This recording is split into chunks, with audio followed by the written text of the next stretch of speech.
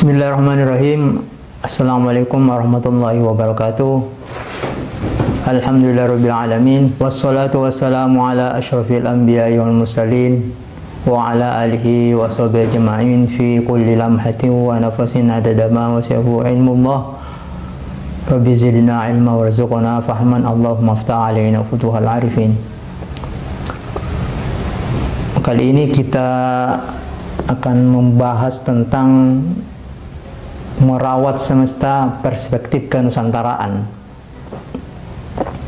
Secara teologis, kita sejatinya telah diperintahkan untuk bagaimana merawat semesta dengan baik. Dalam bahasa Al-Quran itu kita sebagai khalifatun fil ardh.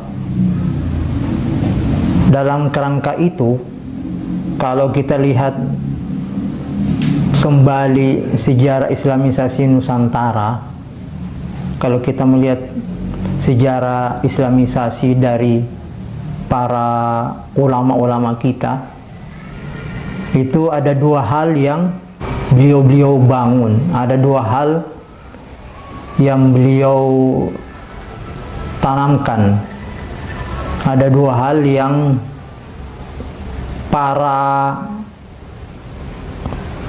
penyebar Islam di Nusantara itu yang dibangun di Nusantara, yang disebarkan dan diajarkan ke masyarakat Nusantara. Yang pertama adalah membangun peradaban kota. Membangun peradaban kota ini ada dua hal. Pertama, penguatan literasi dan membangun tatanan sosial yang berkeadilan. Dalam babat Cirebon itu menggunakan bahasa Anggelar Palamarta, terwujudnya keadilan sosial. Tapi membangun peradaban kota ini tidak cukup kalau tidak dibarengi dengan mengawal desa. Nah, karena di desa itu juga para ulama setelah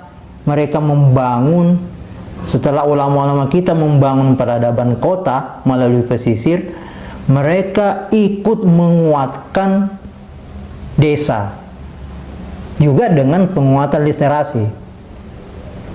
Selain penguatan literasi, para ulama juga merawat alam dan sumber-sumber ekonomi dan penghidupan masyarakat luas. Jadi kota dikuatkan, dibangun, tetapi pondasinya di desa juga dikawal dengan baik, karena di situ di desa ada sumber-sumber ekonomi dan penghidupan masyarakat secara luas. Makanya ada istilah, kalau di Sulawesi Selatan ada istilah patan napak rasangan. Nah, patan napak rasangan itu sebetulnya adalah ulama-ulama kita yang pertama membuka kampung. Bagaimana sumber-sumber penghidupan masyarakat di sana, di kampung itu dirawat dengan baik.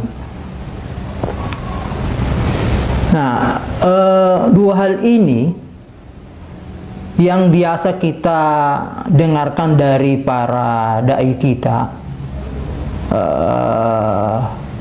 ungkapan hablum minallah, hablum minan nas. Jadi hablum minallah itu akhlak kepada Allah, hablum minan nas itu akhlak kepada manusia, hablum minal alam akhlak kepada semesta. Jadi dua hal yang dibangun para penyebar Islam, para ulama-ulama yang mengajarkan Islam dari awal ke Nusantara itu intinya dua hal yang saya tadi katakan itu memuat tiga hal: akhlak kepada Allah, akhlak kepada manusia, dan akhlak kepada alam semesta. Tetapi ini tidak hanya slogan saja, tapi betul-betul dipraktekkan para ulama kita dan diajarkan kepada masyarakat kita ke Nusantara melalui literasi. Misalnya dalam salah satu karya Syekh Yusuf Al-Makassari itu antara lain Zubdatul Asrar, itu mengemukakan 4 hal. Pertama, berbaik sangka kepada Allah, husnuzon kepada Allah. Yang kedua, berbaik sangka kepada manusia.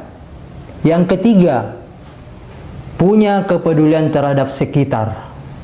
Dan keempat, akhlak yang baik pada semesta. Nah, 4 hal inilah yang diajarkan oleh salah satu ulama penyebar Islam pada abad 17 dari Makassar, yaitu Syekh Yusuf Al-Makassari. Dalam Zubdatul Asrar mengajarkan 4 hal ini: berbaik sangka kepada Allah, berbaik sangka pada manusia, punya kepedulian terhadap sekitar, dan akhlak yang baik pada semesta. Nah, lebih jauh lagi, melalui ajaran-ajaran ulama itu kemudian lahirlah praktek-praktek yang baik dalam merawat semesta. Misalnya kalau di Jawa ada ritus bersih desa, misalnya di Toraja ada menjaga perilaku. Nah, di Toraja itu yang menarik, ketika ada orang yang perilakunya tidak baik, maka akan ada pertanda alam. Alam akan marah jika ada salah satu dari penduduk desa itu tidak menjaga perilakunya, akhlaknya. Ada istilah merawat kampung, ada istilah ngaji bukhairenan. Misalnya kalau gunung berapi lagi batuk-batuk, ya ada praktik yang baik yang diajarkan oleh ulama-ulama kita. Misalnya ngaji Sahih Bukhari. Misalnya ada banjir dulu, ada lumpur Lapindo, konon ada kiai khas yang mengaji Sahih Bukhari di lokasi di lokasi lumpur Lapindo tersebut. Kalau di Bugis ada kebiasaan, ada praktek baik dari masyarakat, misalnya di Pulau Salemo atau di tempat-tempat yang lain yang disebut dengan Temul Laujae.